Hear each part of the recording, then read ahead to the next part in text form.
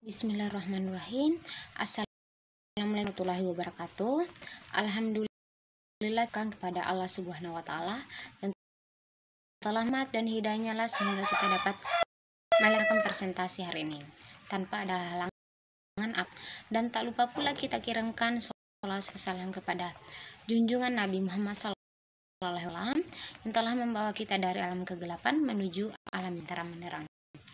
Baik, perkenalkan kami dari kelompok materi tentang peradaban Indonesia di tengah modernisasi untuk memenuhi tugas ketiga yang diberikan oleh Ibu Epi Sagrawati Ampri SPD MTD selaku pengampu mata kuliah wawasan sosial budaya.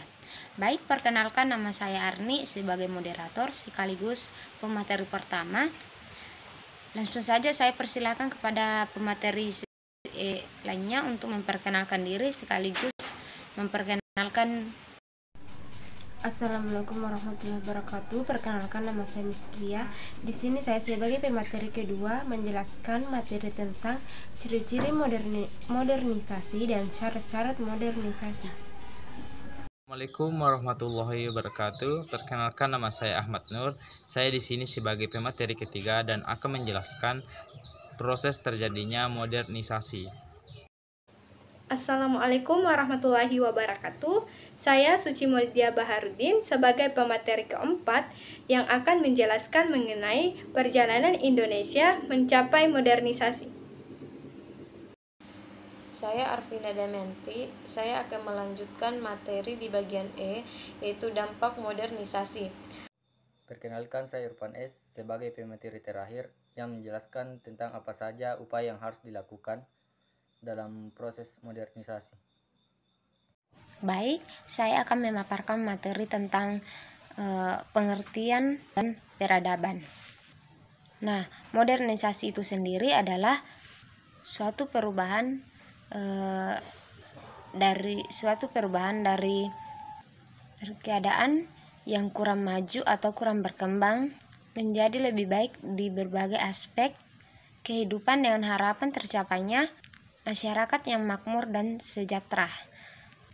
Selain itu, modernisasi dapat diartikan juga sebagai proses perubahannya sistem kehidupan masyarakat dari kehidupan tradisional menuju kehidupan modern. Sedangkan peradaban adalah suatu bentuk masyarakat atau kelompok budaya yang kompleks, dicirikan oleh ketergantungan pada pertanian, perdagangan jarak jauh, pemerintahan membentuk negara, adanya spesialisasi pekerjaan, kependudukan, dan stratifikasi kelas. Nah, itulah materi yang dapat saya sampaikan. Saya serahkan kepada pemateri. Baik, di sini saya akan menjelaskan materi tentang ciri-ciri modernisasi. Modernisasi merupakan salah satu model kehidupan yang ditandai dengan ciri-ciri sebagai berikut. Yang pertama yaitu kebutuhan materi dan ajang persaingan kebutuhan manusia. Yang kedua yaitu kemajuan teknologi dan industrialisasi, individualisasi, sekularisasi, diferensiasi, dan akulturasi. Yang ketiga yaitu modernisasi banyak memberikan kemudahan bagi manusia. Yang keempat yaitu berkat jasanya hampir semua keinginan manusia terpenuhi. Yang kelima yaitu modernisasi juga melahirkan teori baru. Yang keenam yaitu mekanisme masyarakat berubah menuju prinsip dan logika ekonomi serta orientasi kebendaan yang berlebihan. Yang ketujuh yaitu kehidupan seseorang, perhatian religiusnya dicurahkan untuk bekerja dan menumpuk kekayaan. Selanjutnya yaitu syarat-syarat modernisasi. Modernisasi dapat terwujud melalui beberapa syarat, yaitu yang pertama, cara berpikir ilmiah yang institusionalis dalam kelas penguasa maupun masyarakat. Hal ini menghendaki sistem pendidikan, dana pengajaran yang terencana dengan baik. Yang kedua, sistem administrasi negara yang baik yang benar-benar mewujudkan birokrasi. Yang ketiga, adanya sistem pengumpulan data yang baik dan teratur yang terpusat pada suatu atau lembaga tertentu. Yang keempat, penciptaan iklim yang baik dan teratur dari masyarakat terhadap modernisasi dengan cara penggunaan alat komunikasi massa. Hal ini harus dilakukan tahap demi tahap karena banyak sangkut pautnya dengan sistem kepercayaan. Yang kelima yaitu tingkat organisasi yang tinggi di satu pihak, disiplin tinggi bagi pihak lain di pihak pengurangan kepercayaan. Yang keenam yaitu sentralisasi wewenang dalam pelaksanaannya. Terima kasih. Oke. Proses awal terjadinya modernisasi ditandai adanya kegiatan industri atau kegiatan pabrik-pabrik yang mengolah hasil alam menggunakan mesin dan teknologi pada abad ke-17 sampai ke abad 19 yang dianggap sebagai titik awalnya munculnya modernisasi di dunia adalah terjadinya revolusi industri Inggris pada tahun 1750 sampai 1850 yang dari tenaga kerja manusia menjadi tenaga kerja menggunakan mesin. Kemudian muncul perubahan kehidupan manusia menjadi lebih baik di bidang ekonomi, sosial, dan politik. Ada beberapa tahapan terjadinya modernisasi di dunia, yaitu yang pertama masyarakat tradisional. Pada tahap ini, kehidupan masyarakat yang melakukan program barter atau pertukaran barang. Yang kedua, persiapan untuk tinggal landas. Pada tahap ini ditandai dengan adanya spesialisasi produksi barang dan perdagangan, prasarana transportasi untuk mendukung perdagangan. Yang ketiga, tinggal landas. Pada tahap ini terjadi peningkatan industrialisasi ekonomi, beralih dari pertanian ke manufaktur. Yang keempat, menuju kematangan. Pada tahap ini terjadi perluasan ekonomi dan keanekaragaman bidang usaha ke daerah-daerah dan mulai ada sistem impor. Yang kelima, konsumsi massa. Pada tahapan ini, ekonomi menuju konsumsi massa dan pelayanan di sektor jasa semakin mendominasi. Perjalanan Indonesia mencapai modernisasi. Periode sejarah bangsa Indonesia dibagi dalam 5 era. Yang pertama, era prakolonial, ditandai dengan munculnya kerajaan-kerajaan Hindu-Buddha dan Islam di Jawa dan Sumatera. Pada masa ini mengandalkan aktivitas perdagangan. Yang kedua, era kolonial pada awal abad 17 hingga pertengahan abad 20. Ditandai dengan masuknya orang-orang Eropa, terutama Belanda, yang menginginkan rempah-rempah mengakibatkan penjajahan selama lebih dari 3 abad. Yang ketiga, era kemerdekaan awal 1945 hingga jatuhnya Presiden Soekarno pada 1966. Yang keempat, era Orde Baru. Selama 32 tahun masa pemerintahan Presiden Soeharto. Yang kelima, era reformasi, berlangsung sampai sekarang. Dari masa-masa tersebut, Indonesia mulai mengalami modernisasi di era kolonial. Masuknya orang-orang Eropa, terutama Belanda, membawa pengaruh dalam kehidupan masyarakat Indonesia. Penerapan sistem pendidikan barat yang merebak adalah salah satu bentuk modernisasi. Selain itu, masyarakat mulai mengenal agama melalui para pendatang yang melahirkan pemikiran yang lebih maju menuju kehidupan sosial dan budaya yang lebih baik. Kejamnya tekanan dari penjajah pada akhirnya memicu timbulnya berbagai perlawanan dan mendesak masyarakat keluar dari kebodohan melalui pendidikan. Para pemuka agama juga mulai mengajarkan nilai-nilai pendidikan ketika menyebarkan ajaran agama. Perjuangan ini akhirnya membuahkan hasil, yaitu kemerdekaan Indonesia. Pada era awal kemerdekaan Indonesia masih belum stabil, masih banyak terjadi kekacauan, ketegangan, dan pemberontakan. Meskipun pemerintah sudah terbentuk dan alat kelengkapan negara sudah ada. Meskipun demikian, pemerintah melakukan berbagai upaya untuk mengatasi berbagai permasalahan yang timbul. Akhirnya berhasil.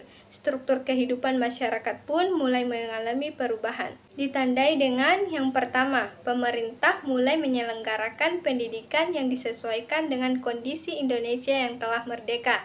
Yang kedua, keberadaan berbagai jenis transportasi mulai dapat dirasakan oleh masyarakat, meskipun jumlahnya masih sangat terbatas. Yang ketiga, publikasi melalui media massa juga sudah dilakukan dengan cara yang lebih canggih, yakni melalui radio atau surat kabar. Yang keempat, Indonesia mulai melakukan pembangunan infrastruktur seperti jalan, sekolah-sekolah, rumah sakit, fasilitas olahraga, pabrik-pabrik. Pembangunan tersebut terus dilakukan hingga era reformasi saat ini. Berikut adalah contoh-contoh terjadinya modernisasi yang berkembang di Indonesia dalam berbagai bidang. Yang pertama, komunikasi. Jika dahulu untuk menyampaikan kabar atau pesan dilakukan dengan berkirim surat, maka sekarang dengan adanya kemajuan di bidang teknologi komunikasi, dapat mengirim pesan atau kabar dengan telepon genggam, gadget, dan sebagainya, sehingga jarak tidak lagi menjadi penghalang. Yang kedua, pekerjaan. Pekerjaan yang semula dikerjakan oleh manusia banyak yang digantikan oleh mesin. Seperti yang pertama, penjaga pintu tol, digantikan dengan penggunaan kartu elektronik. Yang kedua, teller di bank. Sebagian pekerjaannya digantikan oleh mesin ATM. Ketiga, transportasi. Dulu masyarakat yang hendak berpergian jauh hanya mengandalkan tenaga hewan, seperti kuda, sapi, dan sebagainya. Pada masa sekarang, dengan adanya kemajuan teknologi, berbagai sarana transportasi banyak diciptakan, baik transportasi laut, darat, maupun udara. Yang keempat, kesehatan. Dulu masyarakat hanya memanfaatkan alam, seperti tumbuh-tumbuhan untuk diramu menjadi obat-obatan. Pada masa sekarang, industri pembuatan obat-obatan dan peralatan medis sudah sangat maju. Kelima, media massa. Dahulu, informasi disebarluaskan hanya melalui telegram, radio, koran yang diproduksi dalam jumlah yang terbatas. Sekarang, informasi dan kejadian di berbagai lokasi pun sudah bisa disaksikan langsung melalui siaran televisi. Yang keenam, agama. Pada saat ini, modernisasi di bidang keagamaan seperti yang pertama, ditemukannya kitab suci elektronik yang memudahkan para pemeluk agama dalam membaca kitab suci. Yang kedua, cara belajar kitab suci yang dipandu dengan media dan teknologi. Yang ketiga, pendakwah atau penyebar agama menggunakan media untuk menyampaikan ajaran agamanya. Ketujuh, politik. Modernisasi di bidang politik sudah dimulai sejak zaman dahulu, ditandai dengan adanya pergerakan untuk membebaskan diri dari penjajahan. Kemudian, keikutsertaan Indonesia dalam berbagai organisasi internasional, seperti menjadi anggota PBB dan ASEAN. Contoh lainnya, terbentuknya partai-partai terbaru. Yang pertama, dampak positif modernisasi bagi kehidupan masyarakat. Yang pertama itu di sosial budaya. A. Memperkuat kesatuan dalam masyarakat. Karakteristik manusia modern diantara lain memiliki sikap terbuka terhadap segala bentuk perubahan, lebih menghargai orang lain karena prestasi dan memiliki orientasi ke masa depan. Yang kedua itu meningkatkan taraf pendidikan. Pendidikan merupakan upaya untuk mengembangkan potensi diri baik yang berupa pengetahuan, keterampilan, dan sikap. Bagian C, meningkatkan keinginan untuk mengembangkan kualitas diri. Bagian D, merubah tata nilai dan sikap. Modernisasi merubah cara berpikir masyarakat yang tidak rasional menjadi rasional. Bagian E, berkembangnya ilmu pengetahuan dan teknologi. Kesiapan manusia modern untuk berubah dan terbuka pada hal-hal baru akan mengubah pola pikir. Bagian F, meningkatkan promosi budaya dan karya anak-anak bangsa. Yang kedua itu ekonomi. Bagian A, meningkatkan taraf hidup masyarakat. Kehidupan manusia dari waktu ke waktu mengalami peningkatan seiring dengan semakin majunya teknologi. Bagian B, meningkatkan produktivitas. Modernisasi ditandai dengan terjadinya industrialisasi. Bagian C, memudahkan kegiatan ekonomi melalui penggunaan internet. Bagian ketiga, kesehatan. Penyediaan ada dan pelayanan jasa kesehatan semakin meningkat. Bagian 4, transportasi. Dengan kemajuan di bidang transportasi, masyarakat dapat menikmati fasilitas-fasilitas transportasi yang mengutamakan kenyamanan, keterjangkauan harga, dan ketetapan waktu. Yang kelima itu politik. Bagian A, meningkatkan kesadaran politik dan demokrasi. Semakin mudah mengakses informasi baik dari media cetak maupun media elektronik. Maka semakin banyak pula pengetahuan politik yang didapatkan oleh masyarakat. Bagian B, mempermudah kerjasama antar negara. Yang kedua itu dampak negatif modernisasi bagi kehidupan masyarakat. Yang pertama itu sosial budaya. Dampak negatif modernisasi di bidang sosial budaya antara lain yaitu A, terjadinya kesenjangan sosial.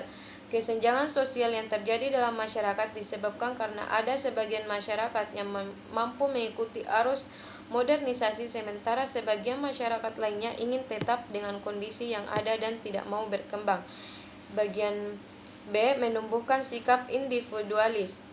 Dulu sosialisasi dapat terjadi jika kita pergi keluar rumah, menyapa tetangga ataupun mengobrol. Namun di zaman modern ini hanya dengan duduk di dalam rumah dengan menggunakan internet kita bisa bersosialisasi dengan teman-teman yang tempat tinggalnya jauh. Bagian C, meningkatnya pola hidup konsumtif. Di era modernisasi tersedia beraneka ragam barang kehidupan masyarakat yang begitu melimpah. Bagian D, menumbuhkan paham materialisme. Bagian E, kurang bangga dengan produk dalam negeri. Bagian F, menimbulkan masalah dalam keluarga. Bagian G, meningkatnya kriminalitas. Yang kedua itu ekonomi.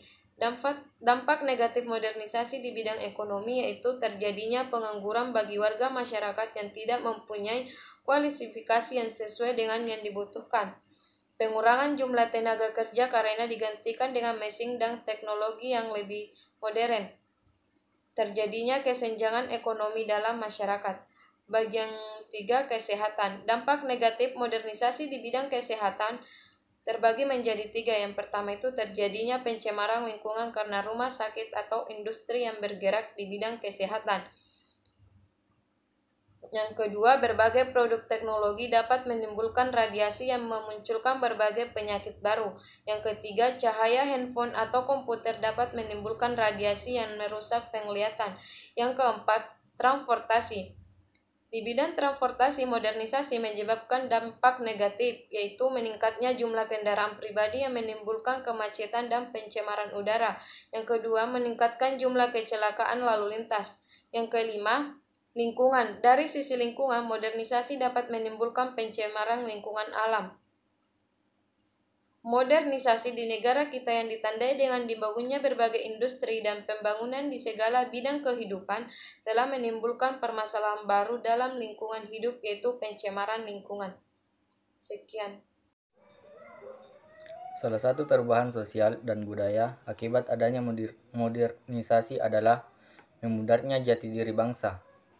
Untuk menangkal dampak modernisasi agar tidak merusak tata kehidupan kita, yang pertama menghormati orang yang lebih tua, menghargai teman sebaya atau teman yang lebih muda.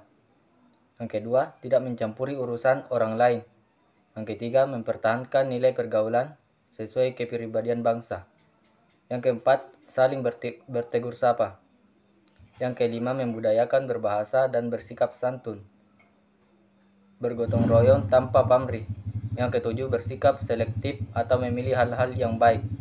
Yang delapan, cinta produk Indonesia. Kita harus cinta dan bangga terhadap produk negara kita sendiri. Apalagi banyak produk Indonesia seperti batik Nusantara sudah diakui sebagai mahakarya budaya dunia. UNESCO telah menetapkan batik sebagai warisan kemanusiaan untuk budaya lisan dan non-bendawi.